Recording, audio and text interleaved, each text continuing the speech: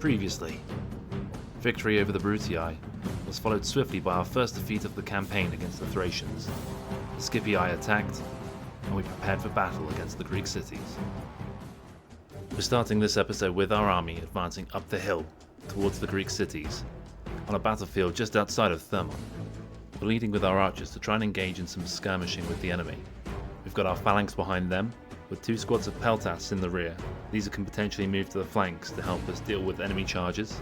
We've kept our cavalry in reserve for the time being, but when the battle breaks out we'll move these to the flanks and look to get us around on the enemy.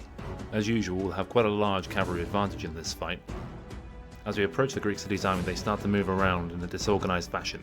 This might give us a chance to advance more quickly. Our archers are almost in range, so we can start opening fire. The Greeks do have some militia cavalry we might need to be wary of. We're going to try and limit their movement and manoeuvrability by sending some cavalry off to the right flank now to start surrounding the Greeks, and to cut off any units that are retreating. With the Greek infantry now advancing down the hill, the skirmishers are becoming more vulnerable, potentially opening the door for a cavalry charge. We'll also send off the second squad of cavalry we've kept in reserve, now to the left hand side, again looking for a chance to charge the enemy in the rear. With the Greek army becoming stretched, an opportunity presents itself, and we're able to charge into their squad of archers with our cavalry. On the front lines, the Greek hoplites are drawing near our phalanx, about to engage.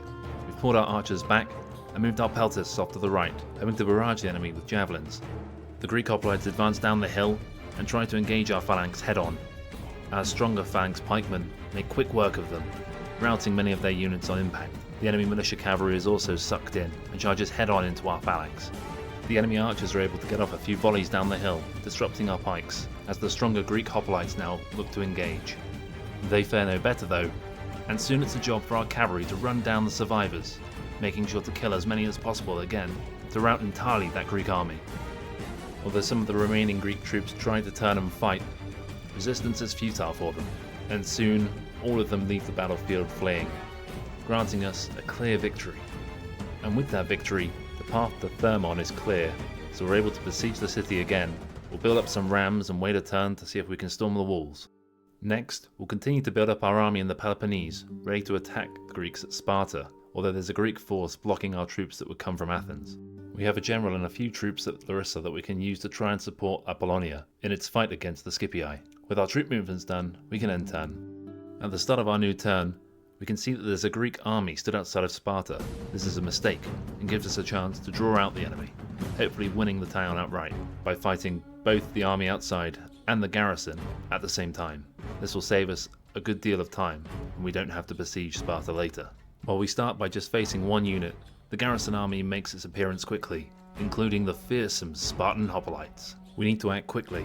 We'll start by pinning down the one squad that's facing us to start with, using our militia hoplites to do so, and then we'll surround it with cavalry and charge from all angles, hoping to break its spirit and kill most of the unit as it routs. We'll try and leave most of the work to our general's bodyguards, as they'll regenerate automatically on the campaign map. Any other casualties that we take will have to retrain, which again will cost us some time.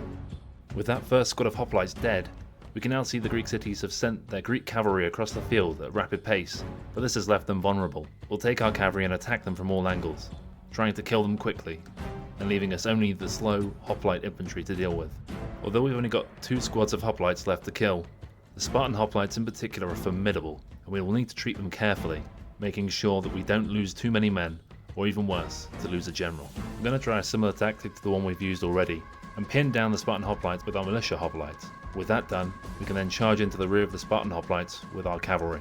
Our militia hoplites break under the pressure though, and many of our cavalry die in the onslaught. Fortunately, our militia hoplites rally, and we're able to engage the Spartan hoplites again. Just as the militia hoplite break, our cavalry arrive with a huge charge, killing many of the Spartans, and finally their morale cracks. The battlefield is strewn with red cloaks, and victory is ours, as Sparta will fall. Having earned ourselves that heroic victory, we're able to simply walk into Sparta, with the garrison army completely gone. The city is ours. Another Greek army has popped up by Thermon, and sensing the opportunity for a draw out, will attack them, though they don't want to fight and run away, meaning we have to restart our siege. Next, we'll take our army from outside Thessalonica and move it towards Apollonia, before ending turn. Sadly, the army can't make it there in time, as the Scipii attack. I'll see you next time on the battlefield.